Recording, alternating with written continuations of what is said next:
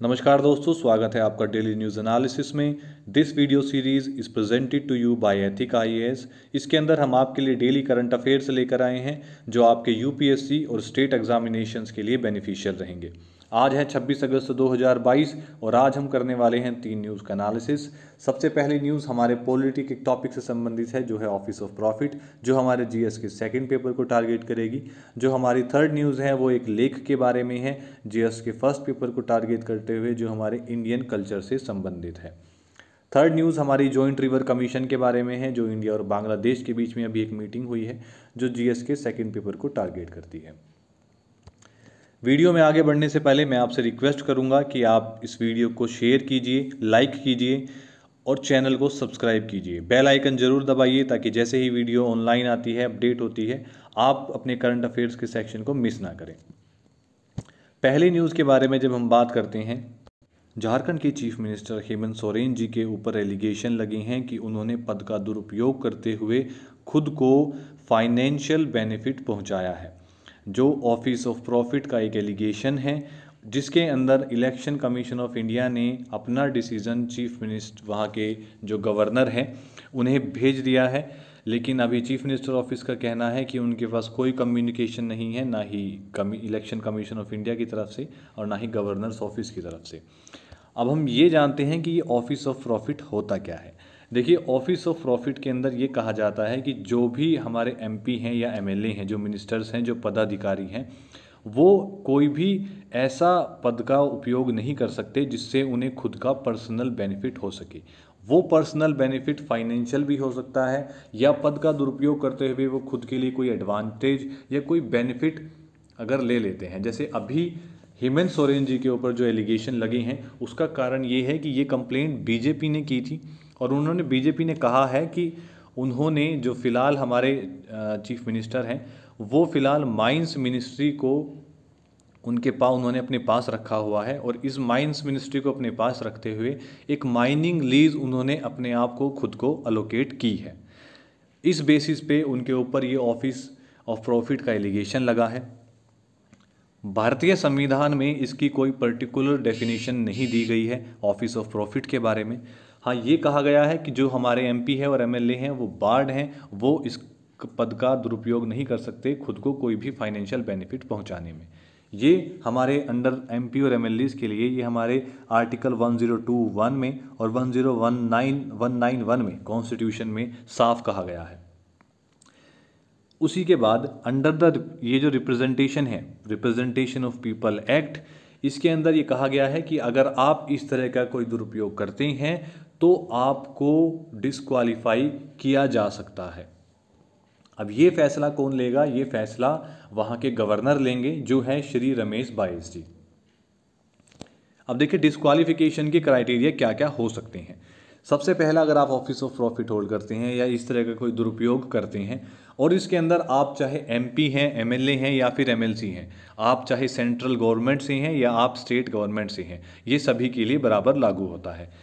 जो और इसके अंदर ग्राउंड्स है जिसके अंदर किसी भी का भी कैंडिडेचर जो है उसको डिस्क्वालीफाई किया जा सकता है, वो है अगर आप अनसाउंड माइंड के हैं, अगर आप अपना मानसिक संतुलन खो बैठे हैं, अगर आपके ऊपर बैंकरप्सी, अगर आप बैंकरप्ट हो चुके हैं तो भी आपको डिस्क्वालीफाई किया जा सकता है, या फिर अगर आप भारतीय नागरिक नहीं हैं या आपने खुद वॉलंटरली किसी भी अलग दूसरी कंट्री की सिटीजनशिप ले ली है। देखिए, भारत के अंदर सिटीजनशिप, सिंगल सिटीजनशिप का प्रावधान है। अगर आप वॉलंटरली किसी भी दूसरे देश की सिटीजनशिप लेते हैं तो हमारे देश की सिटीजनशिप वहीं कैंसिल हो जाती है।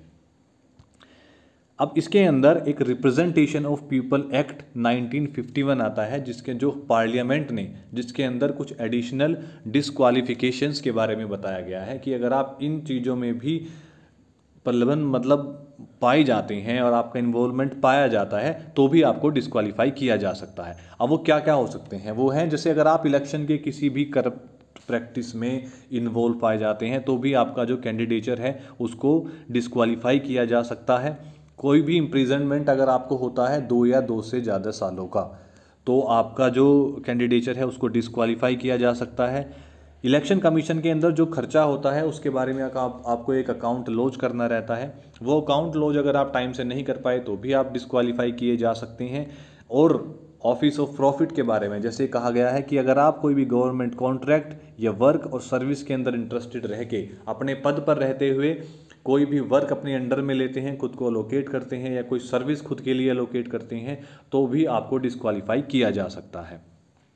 या फिर आप गवर्नमेंट की किसी करप्ट प्रैक्टिस के अंदर इन्वॉल्व पाए जाते हैं तो भी आपको डिस्क्वालीफाई किया जा सकता है। ये डिसीजन लेता कौन है?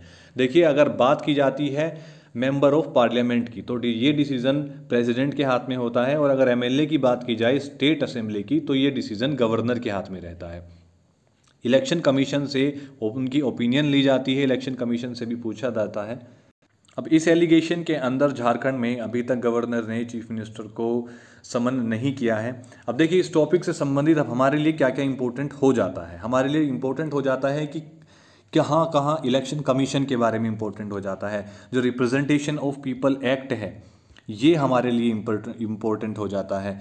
आर्टिकल 102, आर्टिकल 191 हमारे लिए इम्पोर्टेंट हो जाते हैं दोनों कि हमें इसकी काफ़ी इन्फॉर्मेशन चाहिए। हमें हाई कोर्ट हमारे लिए इम्पोर्टेंट हो जाता है। हमारे लिए ये इम्पोर्टेंट हो जाता है कि इससे संबंधित क्या क्या जजमेंट आज तक आ चुकी हैं। तो ये सभी चीज़ें आप ध्यान रखिए और इन्हें भी पढ़िए ताकि आप अपने पेपर की एक थोरो अंडरस्टैंडिंग बना सकें और कोई भी क्वेश्चन इससे रिलेटेड आपसे छूटे नहीं। सेकंड न्यूज़ की जब हम बात करते हैं तो ये हमारे एक अनंगताल लेक के बारे में है जो अभी एक नेशनल मॉन्यूमेंट, नेशनल इम्पोर्टेंस का मॉन्यूमेंट डिक्लेयर किया गया है। नेशनल मॉन्यूमेंट अथॉरिटी के जो हमारे चेयरमैन हैं तरुण विजय हैं, उन्होंने एक प्रपोजल सबमिट किया था 2019 में अनंगताल लेक को नेशनल इम्पोर्टेंस, ये मॉन्यूमेंट ऑफ नेशनल इम्पोर्टेंस घोषित करने के लिए। लेकिन हमारे जो अभी मिनिस्टर ऑफ कल्चर हैं श्री जी किशन रेड्डी जी ने इसको अभी अनाउंस किया है कि ये नेशनल मॉन्यूमेंट जो है नेशनल इम्पोर्टेंस का रहेगा। अब इसकी हिस्ट्री क्या है? देखिए, ये बनाया गया था 11वीं सेंचुरी में तोमर किंग अनंगपाल तोमर ने। ये जो हमारा ये डेट बैक है 1060 AD का।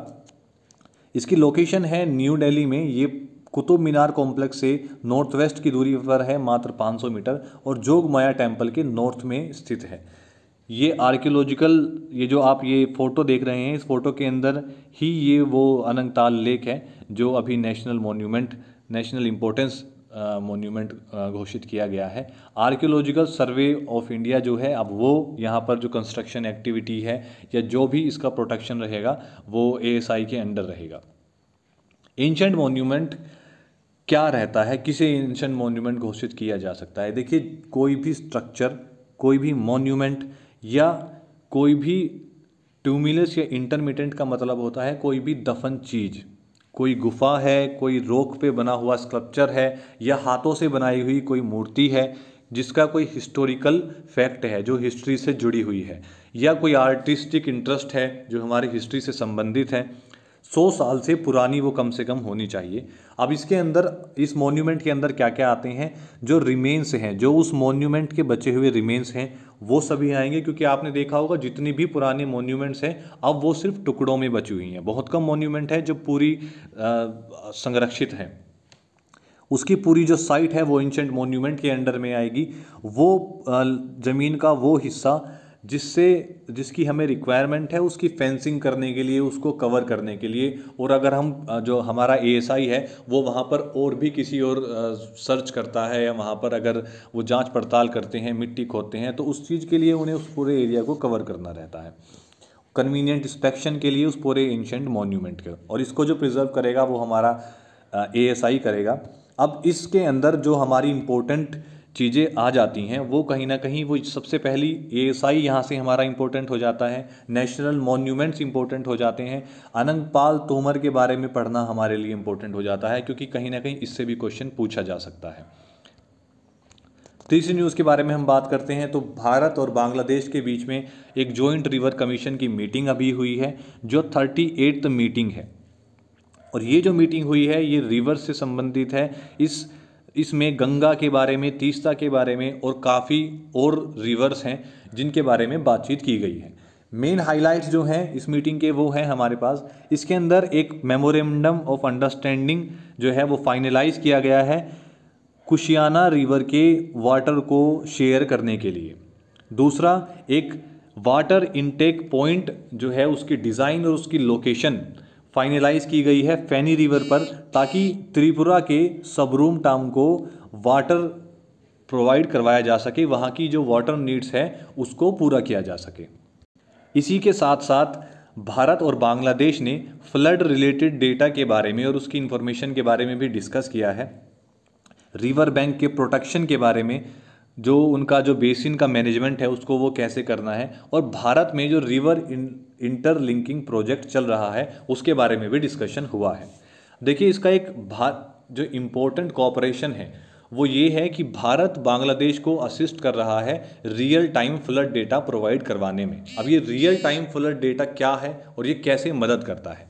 रियल टाइम फ्लड डेटा ये जानकारी के लिए है कि किस तरीके से आने वाले समय में किन नदियों में बाढ़ आने की संभावना है, ये प्रेडिक्ट करने के लिए कि किस रिवर में बाढ़ आ सकती है और रियल टाइम में हम लोगों को किस तरीके से बचा सकते हैं, उनकी मदद कर सकते हैं। 15 अक्टूबर तक का डेटा भारत बांग्लादेश के साथ शेयर कर रहा था, लेकिन अब इस मीटिंग के बाद 15 अक्टूबर के बाद का भी डेटा और उसके बाद भी हम ये डेटा उनके साथ शेयर करते रहेंगे। भारत और बांग्लादेश लगभग 54 रिवर्स शेयर करते हैं, जिनमें फिलहाल जो 7 रिवर्स हैं उनके ऊपर प्रायोरिटी बेसिस पर काम चल रहा है। ये जो काम है ये डेवलपिंग और फ्रेमवर्क के बारे में है कि वाटर को किस तरीके से शेयर किया जा सकता है दोनों देशों के बीच।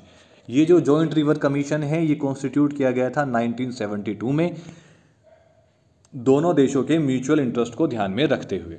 अब इस न्यूज़ के अंदर हमारी जो देखिए इम्पोर्टेंस बन जाती है वो भारत और भारत के नेबरहुड से जो देश हैं उनसे संबंधित जो मीटिंग्स हैं या जो कमीशन बने हुए हैं वो हमारे लिए इम्पोर्टेंट हो जाते हैं। हमारे लिए इम्पोर्टेंट हो जाती है कि जो रिवर्स के ऊपर इंटरलिंकिंग प्रोजेक्ट चल रहे हैं, हमारा रिवर इंटरलिंकिंग जो प्रोजेक्ट इंडिया में चल रहा है ये इम्पोर्टेंट हो जाता है।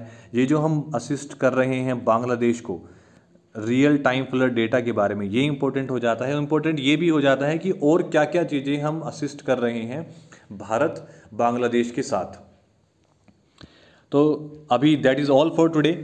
वीडियो आपको कैसा लगा? वीडियो को लाइक कीजिए, शेयर कीजिए, चैनल को सब्सक्राइब कीजिए, बेल आइकन जरूर दबाइए ताकि आप कोई भी नोटिफिकेशन मिस ना करें और रियल टाइम में आप भी अपना करंट अफेयर्स कंप्लीट कर सकें। अगर आपका कोई डाउट है या अगर आपका कोई सजेशन है तो प्लीज़ कमेंट डाउन और हमें ज़रूर बताइए। Thank you.